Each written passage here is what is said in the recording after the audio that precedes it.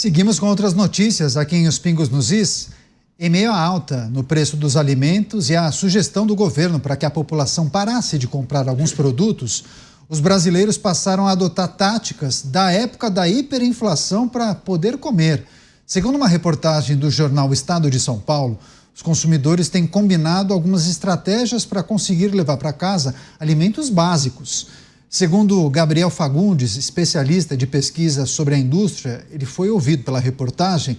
Em outras épocas de disparada de preços, a população optava por fazer compras nos atacarejos, monitoravam promoções, pegavam produtos em embalagens menores ou escolhiam marcas mais baratas. Agora, em razão da crise atual, todas as ferramentas estão sendo usadas de forma simultânea. E as práticas devem se estender por mais um tempo, já que o novo diretor de política monetária do Banco Central, Newton David, afirmou que a inflação e, consequentemente, o preço dos alimentos deve piorar bastante nos próximos meses. Luiz Felipe Dávila, as estratégias da população para conseguir enfrentar essa época de alta de preços, claro, né? Lembranças do governo Sarney, mesmo para aqueles que são mais jovens, né? É isso mesmo, Caniato. Governo Sarney, governo Collor, depois do confisco a inflação volta, governo Itamar, a inflação é esse dragão que assusta toda a população brasileira há muitas décadas. E esse dragão só foi controlado depois do Plano Real, quando nós tivemos o que eu chamo do quadripé do juízo. O que era o quadripé do juízo? O seguinte: política de responsabilidade fiscal, superávit primário, câmbio flutuante. Você lembra, Caniato, dessa receita do bolo? E metas de inflação. Não era assim? Exatamente. E isso manteve inflação baixa, estabilidade monetária, política fiscal em ordem. Aí vem esse governo e implode isso. Em vez de meta de inflação, estouro da meta da inflação. Em vez de nós termos superávit primário, déficit primário. Em vez de nós termos responsabilidade fiscal, total irresponsabilidade, pé no gasto, gastando, expandindo a base monetária e gerando a tal da inflação.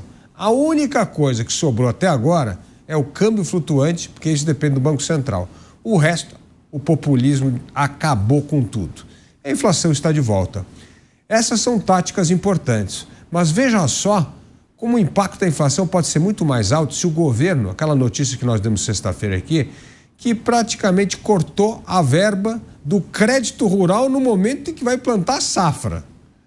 Aí fez uma medidinha provisória lá, não, vai liberar 4 bi. Precisa liberar no mínimo 12. Sabe o que vai acontecer se começar o plantio e não ter dinheiro? Não vai ter comida, porque os agricultores não vão plantar. Não plantando, o que vai fazer? Pressionar o preço do alimento, mais um contribuinte para a inflação. Ou seja, o governo não está tratando a inflação a sério. Tratar a inflação a sério é reduzir gasto público, dar o crédito devido ao agronegócio e começar a ter muito mais juízo na gestão fiscal. Programa Os Pingos nos Is, inclusive recebendo as pessoas que nos acompanham também pelas emissoras de rádio. Obrigado por prestigiar aqui a programação da Jovem Pan, principalmente o programa Os Pingos nos Is. A notícia em destaque: o brasileiro revivendo a era Sarney para driblar a alta no preço dos alimentos, inclusive há quem opte em comprar nos atacarejos, naturalmente comparando os preços, comprando aqueles produtos da marca do próprio supermercado, que costumam ser mais baratas, inclusive promoção, né? Ou aqueles produtos que estão próximos ao vencimento, sempre aproveitando os preços mais em conta. Mota, brasileiro rebola, dá um jeito, corre atrás para tentar deixar a despensa abastecida, né? Talvez não compre a marca favorita, mas tem que dar um jeito para conseguir aproveitar as promoções e adequar, né, adaptar o orçamento ao preço das gôndolas. É uma situação muito difícil para o brasileiro que tem que fazer compra toda semana e a cada vez que ele põe o pé no supermercado, ele observa que aquele produto subiu de preço. Aí é difícil, né? É, muito difícil. Agora, a verdade é que pouca gente se lembra mesmo da época da hiperinflação, né? Graças a Deus, porque era receber o salário, aplicar uma parte no overnight, lembra disso? E depois sair correndo para o supermercado para encher a mala do carro de comida, porque no dia seguinte o preço já tinha subido. Ainda não está acontecendo nada parecido com aquilo no Brasil. A principal tática que eu vejo as pessoas usando diante da alta de preço, a que eu uso é comprar menos, né? Não tem outro jeito. E esperar também por promoções, muitas vezes os preços caem bastante nas promoções. Agora, acima de tudo, eu acho que o que a gente espera é o retorno de alguma medida de sanidade no governo brasileiro. Mas isso provavelmente só em 2026. Pois é, inclusive o Mota lembrou desses aspectos que envolveram a era Sarney, a época da hiperinflação, e com o advento da hiperinflação começou, esse hábito foi criado, né, delegado Palumbo, a compra de mês, porque era mais vantajoso você fazer uma compra no mês, abastecia a despensa, do que fazer as compras semanais, porque muitas vezes na semana seguinte o preço já tinha subido demais. Enfim, o brasileiro tendo que se adaptar a essa nova condição, diferente daquela época, mas mesmo assim o preço dos alimentos, sobretudo alguns itens, muito acima do que o brasileiro pode pagar, né? Aí deixa de comprar alguns itens ou acaba substituindo por similares mais em conta, delegado? Exatamente, né? Eu vou na mesma vertente que o Dávila, né? Fazer um governo com austeridade, com economia de gastos públicos, ou como o Mota mesmo falou, né? Vamos ter 8 ministérios, é utópico isso, em se tratando deste governo atual. Mas isso vai refletir, é óbvio, do supermercado, lá na ponta, onde a população não vai conseguir comprar ovo, não vai conseguir comprar um café, fica difícil para quem ganha 1 salário mínimo, 2 salários mínimos. O que a gente vai substituir o ovo? Vou perguntar para a nossa audiência aqui, qual o alimento que substitui o ovo? Eu, sinceramente, não conheço. Aí fica difícil, aí você tira dinheiro dos produtores, tira dinheiro da saúde, dá dinheiro para a cultura.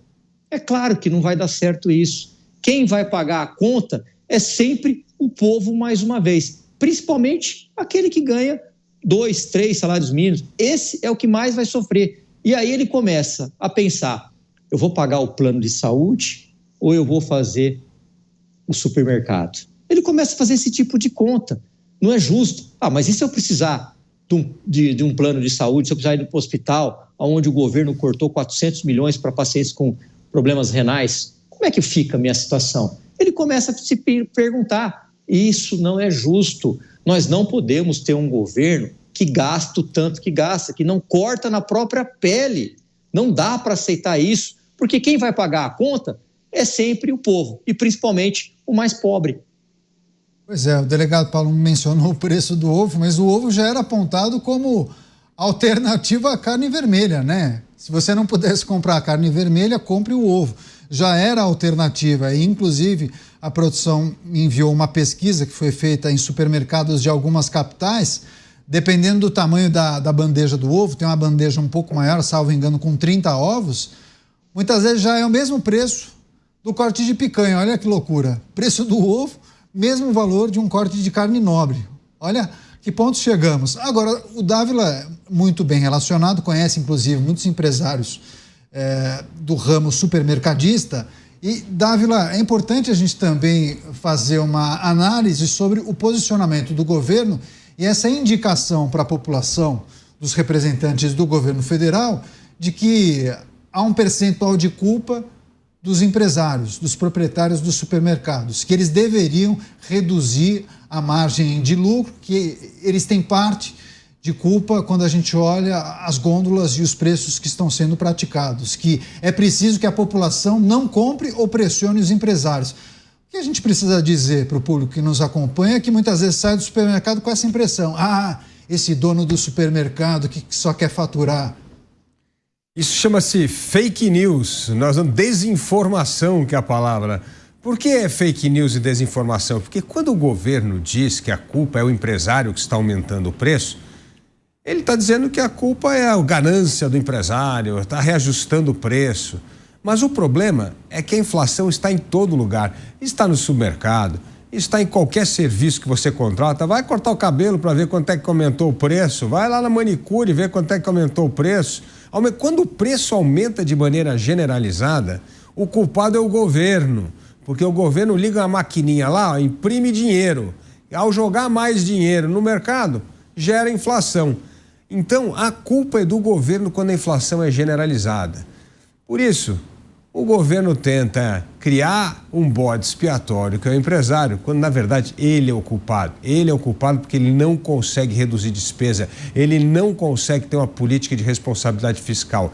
E aí obriga o Banco Central a agir como diretor de escola quando pega um aluno travesso lá aprontando alguma coisa. É aumentar a taxa de juros. A taxa de juros é como se fosse o castigo. O castigo que o país paga por causa da irresponsabilidade fiscal é juro mais alto. E juro mais alto afeta toda a nossa vida. Afeta quem tomou dinheiro no crediário, afeta o pequeno empresário que não consegue mais investir ou desistiu de contratar mais uma pessoa para trabalhar porque agora ficou impossível pagar. Afeta aquele que precisa de capital de giro para fazer o negócio andar e o cara acaba fechando o negócio. Veja o estrago que é um governo que age irresponsavelmente na parte fiscal. Este é o grande vilão dessa história. Agora, Mota, o atual governo assumiu essa gestão, essa administração, fazendo 1000 promessas para a população, né? Haveria oferta de emprego, a situação econômica ficaria estável, o poder de compra do brasileiro aumentaria sensivelmente, inclusive, claro, tem sempre aquela história dos cortes nobres de carne, né? Picanha, cerveja, que o brasileiro poderia curtir bons momentos no fim de semana adquirindo esses insumos para promover festas, curtir em família. A gente tem visto um cenário muito diferente, né? Assim, uma situação muito difícil, a situação fiscal que requer atenção redobrada, um relacionamento com o Congresso Nacional que não vai bem, inclusive problemas sérios de articulação, e não conseguimos observar nos próximos 2 anos um cenário em que essa página seja virada. Ao contrário, as indicações dos economistas e dos especialistas caminham no sentido de uma situação, inclusive, mais deteriorada do que essa que nós estamos observando agora. Caminhamos para onde, hein, Mota? 2026. Graças a Deus. Estamos contando aqui os dias. Quem assiste o Pingos nos Is com frequência, os nossos queridos espectadores e ouvintes, não se surpreenderam com nada do que está acontecendo hoje, né? A gente já explicava isso há muito tempo. Essa é a receita do populismo. Você, para chegar no poder, você promete coisas impossíveis. Você promete picanha e cerveja para todo mundo. Quando você chega no poder, você começa a gastar como se não houvesse amanhã. Lógico, você não sabe quando é que você vai estar no poder de novo, né? Os seus amigos que te ajudaram a chegar ali, eles precisam de atenção. Quem explica isso muito bem é o professor Neil Ferguson. Ele tem um livro chamado A Grande Degeneração, e ele diz que isso acontece em todo o Ocidente. As pessoas se elegem com promessas impossíveis e depois gastam como se não houvessem amanhã. Aqui, no caso brasileiro, tem um tempero especial, porque quando as promessas não são cumpridas, você prometeu picanha e cerveja para todo mundo, não vai rolar, porque os preços estão subindo como consequência da sua gastança. É consequência direta dos 39 ministérios, né, que não viram 40, na hora que virarem 40 vai dar uma boa piada para a gente. Enquanto isso, vamos ficar nos 39. Aí, o que acontece quando você não consegue cumprir as suas promessas? Você coloca a culpa nos empresários, é a coisa mais tranquila do mundo. O problema é dos intermediários, dos atravessadores, dos grandes capitalistas, dos latifundiários. Essa é uma receita que funciona muito bem, Caniato, em países onde as pessoas não têm acesso à informação, onde as pessoas não conhecem a sua própria história, onde as pessoas não conseguem fazer algumas contas básicas, e aí está toda a explicação que você precisa para a obsessão que esse governo tem com a regulamentação das redes sociais. Bem lembrado, Mota falou dos intermediários, foi a mesma justificativa para o preço dos combustíveis, né? Que, na verdade, a culpa não seria da Petrobras, e sim dos transportadores, dos revendedores. E aí, delegado Palumbo, os proprietários de postos de combustíveis ficaram marara, né? Com razão, falando, não, senhor, não coloque a culpa na gente. O que encarece de fato são os impostos federais, tá? É preciso pontuar isso, disseram os proprietários de postos de combustíveis. Enfim, é um cenário muito difícil que empresários, população, inclusive quem faz parte do cenário político, os políticos que integram não somente o governo como o Congresso Nacional, entendem que dificilmente a gente vai observar uma mudança substancial, um cavalo de pau de 180 graus nos próximos 2 anos. Vai ser na base do Bumba Meu Boi? É, mais ou menos isso, Caniato. É claro que os donos de postos de gasolina, assim como os grandes empresários do ramo de supermercado, não têm culpa. Não tem culpa de absolutamente nada. Mas o que a gente vê deste governo? Eles precisam achar um culpado. Nunca eles que erram. No começo do governo, no primeiro e segundo ano, era culpa do ex-presidente. Agora já não dá mais para culpar o ex-presidente. Inclusive as queimadas era culpa do ex-presidente. Aliás, os artistas sumiram. Agora eles precisam achar um outro culpado. E assim vai acontecendo sucessivamente. Seria muito mais inteligente, erramos, vamos tentar corrigir, vamos cortar gastos, estamos errando. Não se dá para fazer a política que eles fizeram há 15 anos atrás, agora. Porque agora todo mundo tem internet. E é por isso, talvez, que eles querem regular, que na verdade é censurar. Para quê? Para você não ficar sabendo o que acontece, para ficar somente aqueles meios de comunicação, sempre os mesmos, dizendo aquela verdade que nem sempre é verdade. É aquilo que eles querem que você acredite como verdade. E assim caminha o Brasil. 2026 é o caminho mais certo, como diz o meu amigo Mota.